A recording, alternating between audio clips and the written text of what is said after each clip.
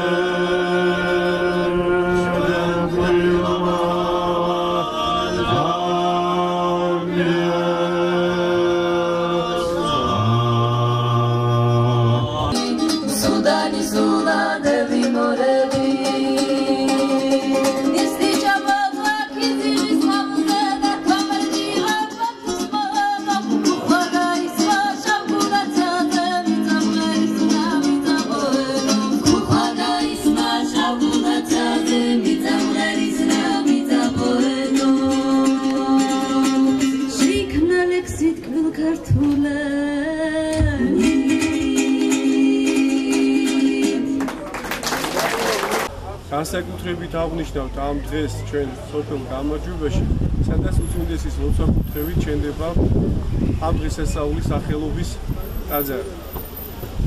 ხოლო რაც შეეხება თვითონ სოფლის დღესასწაულს, ტაძრის შენდება ტაძრის მემკვიდრის მამა იოანეს მონდომებით, სოფლის ახალგაზრდობის მონდომებით, ეს დღე დაწესდა სოფლის დღესასწაულად და ჩვენს ნახეთ როგორი დიდი სიხარულია მთელ სოფელში, როგორი გამოხმაურება ამ დღესასწაულმა და მინებო სულფალმა რომ სულ მალე შემდგომ დღესასწაულზე ჩვენ უკვე აშინებულ და ძალიან მიხარია რომ დღევანდელი დღესასწაული სულ მოქმედობა განსაკუთრებულია საქართველოსთვის და განსაკუთრებული დედოფლის ხალხისთვის სოფელ გამარჯვებისთვის ანუ თუ აქ ჩაიყარა საფუძველი კი არა კედლები ამოვიდა უკვე სამების ტაძრის და მიხარია რომ სოფელმა ითავა ადგილობრივმა ხელისუფლებმა სასულიერო პირებმა თვითონ მოსახლეობამ რომ დღევანდელი დღე აღინიშნა და მიმაჩნია რომ საქართველოს გადარჩენის და გამწყნების გზა სწორედ ერთიანობაზე გადის.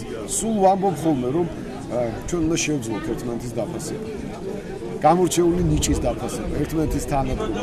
რაც გვაკლია, ერთიანობა გვაკლია.